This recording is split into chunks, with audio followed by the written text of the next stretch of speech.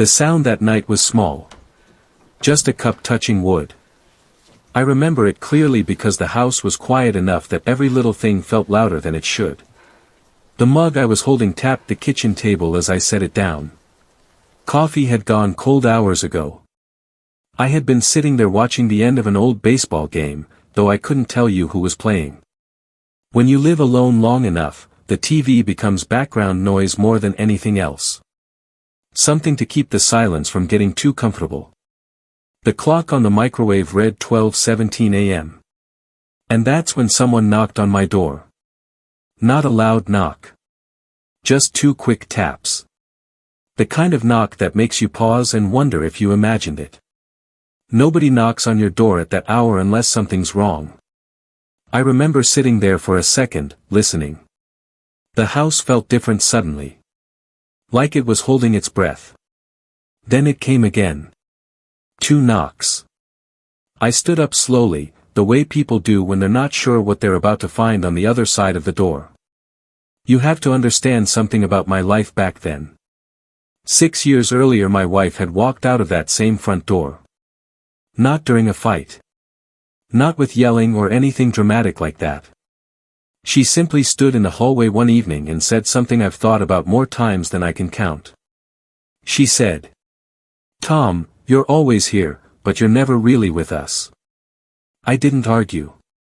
Because deep down I knew she was right. I worked long shifts back then. Double shifts sometimes. I told myself I was doing it for the family. Mortgage. Bills. College savings for our daughter.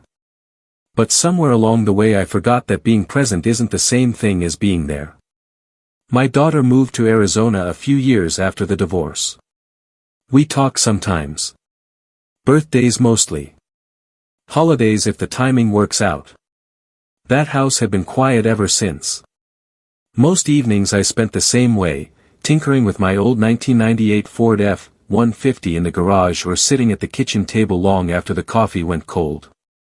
So when someone knocked on the door at 12:17 in the morning, it didn't just surprise me. It felt like something breaking the routine of a life that had gone still. I opened the door. And there she was. My neighbor. I had only seen her twice before that night. Once when she moved into the house next door a few days earlier, and once when she was carrying grocery bags from her car. She looked about my age. Maybe a little younger. Dark hair pulled back loosely. Nothing flashy about her, just a simple jacket and tired eyes that looked like they hadn't slept much lately. But the first thing I noticed wasn't her face. It was her hands. They were shaking. And the second thing I noticed was stranger. She wasn't looking at me. She was looking past me, over my shoulder, toward the dark street behind my house. Like she was checking if someone had followed her all the way to my door. For a moment neither of us spoke. Then she said quietly, "I'm sorry to bother you this late." Her voice was careful, the way people speak when they're trying not to sound afraid. I think someone followed me tonight. I stepped outside onto the porch and looked down the street. The neighborhood was empty. Porch lights glowing here and there, the way they always do in quiet American suburbs after midnight. A dog barked somewhere far off, then stopped. For a second everything looked normal. But right before I turned back toward her, I noticed headlights at the end of the block. A dark sedan. It was moving slowly. Not parked. Not speeding. Just rolling down the street like the driver had nowhere in particular to be. Maybe it meant nothing. Maybe it was just someone heading home late. Still, I watched until the car disappeared around the corner. When I looked back at her, she seemed a little calmer. "Do you want to come inside for a minute?" I asked. She hesitated. Just a small pause. The kind that tells you someone has learned to think carefully before trusting strangers. Then she nodded. "My name's Liz," she said. "Tom," I replied. Inside the kitchen she sat at the table while I reheated the coffee that had gone cold earlier. She wrapped both hands around the mug like it was something warm she hadn't held in a while. Up close I noticed something else about her. She looked tired in the way people do after they've been running from something for too long. We talked for maybe 15 minutes. Nothing dramatic. Just small things. She had moved from Illinois. Worked remotely. Didn't know anyone in town yet. But every time headlights passed the window, her eyes drifted toward the glass. Like she was still checking. Eventually she stood up and thanked me for the coffee. At the door she paused. "You probably think I'm overreacting," she said. I shook my head. "No," I told her. "Not really." She gave a tired smile and walked back across the yard toward the house next door. I watched until she reached her porch light and disappeared inside. Then I closed the door. For a long time I stood there in the hallway, listening to the quiet again. Only this time it felt different. Because something in me knew, even then, that the life I had gotten used to was about to change.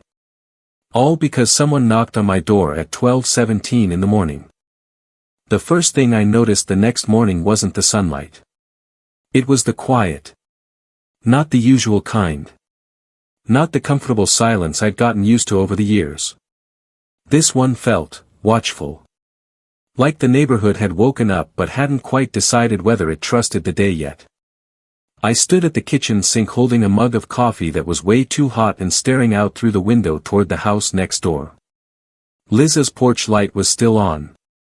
That struck me as odd. People forget porch light sometimes, sure. But something about it didn't feel like forgetfulness. It felt more like someone who had gone inside the night before and never quite relaxed enough to switch it off. I told myself it wasn't my business. But then again, when someone knocks on your door at 12:17 in the morning saying they think they're being followed, well, it becomes a little bit your business whether you want it to or not.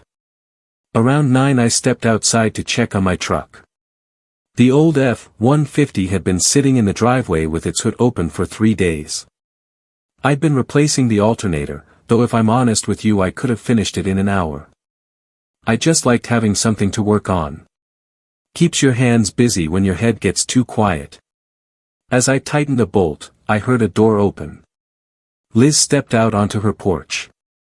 For a second we both froze a little, like neighbors who weren't sure yet if we'd crossed into friendly territory. Then she gave a small wave. "Morning." Her voice sounded different than the night before. Less tight. But there was still a kind of tiredness in it that you notice when someone hasn't slept well. "Morning," I said back. She walked down the steps slowly, holding a mug in both hands. Steam curled up into the cool air. For a moment neither of us spoke. The kind of quiet that isn't uncomfortable exactly, just careful. Finally she nodded toward the truck. "You fixing it or just giving it emotional support?" I laughed a little. "Bit of both." That seemed to break the tension. She walked closer, stopping near the edge of the driveway. Close enough to talk but not so close it felt like she was stepping into my space. "I'm sorry about last night," she said. "You don't have to be." I probably sounded paranoid. I wiped my hands on a rag and leaned against the fender. "Maybe," I said. But I did see a car driving slow down the street. That got her attention. Her expression changed just slightly. Not panic exactly, but the kind of alertness people have when they hear something that confirms a fear they've been trying to ignore. "What kind of car?" "Dark sedan." "Didn't catch the model." She nodded slowly, staring down the street like she was replaying the night in her head. For a few seconds we stood there like that. Then she took a sip of her coffee and said something that stuck with me. "You know, I almost didn't knock." I looked at her. "Why did you?" She shrugged lightly. "I asked the lady 2 houses down about the neighborhood when I moved in." "Mrs. Rogers?" "Yeah. That's her." A faint smile crossed Liz's face. She said if I ever needed help, the man next door was the kind who shows up. I didn't know what to say to that. Truth is, I hadn't thought of myself that way in a long time. For years after the divorce I mostly kept to myself. Work, garage, dinner, sleep. Repeat. Life shrinks a little when you stop expecting much from it. But hearing someone had described me like that to a stranger. Well. It made something shift inside me. Not big. Just enough. We talked for another 10 minutes about small things. The grocery store in town. The diner on Route 14 that serves decent pancakes if you get there early enough. Normal neighbor conversation. Except every now and then Liz would glance toward the road. Always quick. Always subtle. But once you notice something like that, you don't stop noticing it. Before she headed back toward her house she paused again. Tom. Yeah. If you see that car again, would you let me know? I didn't answer right away. Because that was the moment I realized something important. I could say no. I could keep my life simple and quiet the way it had been for 6 years. Or I could step into whatever trouble had followed my new neighbor to this street. I looked down the road where the sedan had disappeared the night before. Then I nodded. Yeah, I said. I'll keep an eye out. The sound that caught my attention that afternoon wasn't loud. Just tires on gravel. I was halfway under the hood of my old F-150, sleeves rolled up, hands black with engine grease, when I heard a vehicle slow down in front of Liz's house. Not the quick kind of slowdown people do when they're looking for an address. This one lingered. The engine idled. I stayed where I was for a second, listening. There's something about quiet neighborhoods that teaches you to notice small changes. After living on that street for nearly 20 years, you get used to its rhythm, when the mail truck comes, when the school bus passes, when people leave for work. This sound didn't belong to that rhythm. I wiped my hands on the rag hanging from the fender and stepped out from the garage. A pickup truck sat in front of Liz's house. Not new. Dark blue. Dust on the sides like it had been on the road a while. And leaning against the driver's door was a man I'd never seen before. Tall. Broad shoulders. The kind of posture that tells you someone's used to getting their way. Liz was standing on her porch. Even from across the yard I could see the tension in her shoulders. They weren't yelling. Not yet. But you can recognize an argument before the voices get loud. It's in the distance people keep between each other. The way someone shifts their weight like they're deciding whether to stay or leave. I didn't walk over right away. Part of me thought maybe it was a misunderstanding. A relative. A friend from wherever she moved from. But then the man said something. I couldn't hear the words. Just the tone. Sharp. Controlled. The kind of voice that carries authority without raising volume. Liz crossed her arms. She shook her head. The man took a step closer. That's when I noticed something that made my stomach tighten a little. She stepped back. Not dramatically. Just one small step. But it wasn't the step of someone annoyed. It was the step of someone who already knew what the person in front of them was capable of. That was enough for me. I walked across the yard slowly. Neither of them noticed me at first. When I reached the edge of her driveway the man finally looked over. His eyes moved across me quickly, the truck grease on my hands, the old flannel shirt, the gray in my beard. The way people size each other up when they're deciding how seriously to take someone. Liz noticed me then. Her expression changed instantly. Relief, maybe. Or maybe just the knowledge that she wasn't standing there alone anymore. "This your neighbor?" the man asked her. His voice was calm now. Too calm. "Yeah," Liz said quietly. The man looked back at me. "Afternoon." "Afternoon," I replied. For a second nobody said anything. Then he pushed himself off the truck door and walked a step closer. "Name's Derek." He held out his hand. I shook it. His grip was firm, the kind that lasts half a second longer than necessary. "Tom," I said. Derek glanced back toward Liz. She and I were just talking. Liz didn't answer. That silence said more than anything she could have added. Derek noticed it too. His jaw tightened slightly. "You been living here long?" he asked me. "Long enough." He nodded like that confirmed something in his mind. Then he looked back at Liz again. "You can move across the country if you want," he said, his voice still low.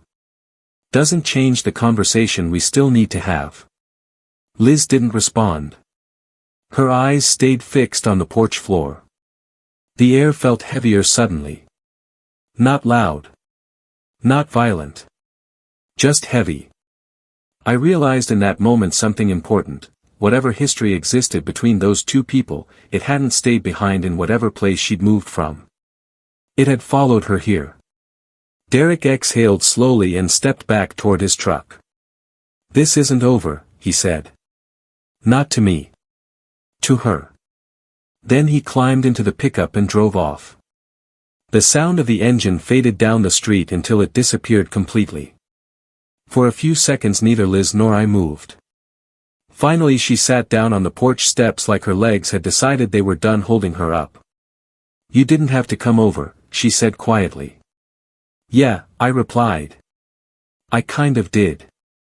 She rubbed her hands together slowly, like she was trying to warm them even though the afternoon wasn't cold. "That was Derek," she said. "I figured. My ex-husband." There was a long pause. Then she added something I hadn't expected. "He shouldn't know where I live." That sentence hung in the air between us. Because if he wasn't supposed to know, then someone had told him. Or he had been looking for her.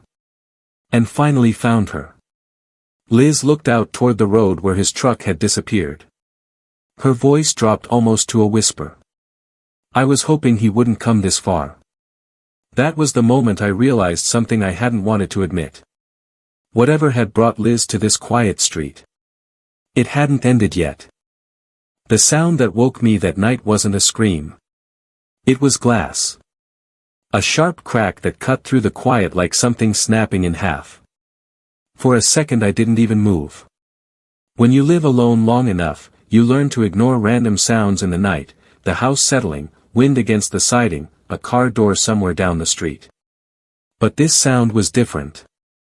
I sat up in bed and looked at the clock on the nightstand. 2:43 a.m. Then I heard something else.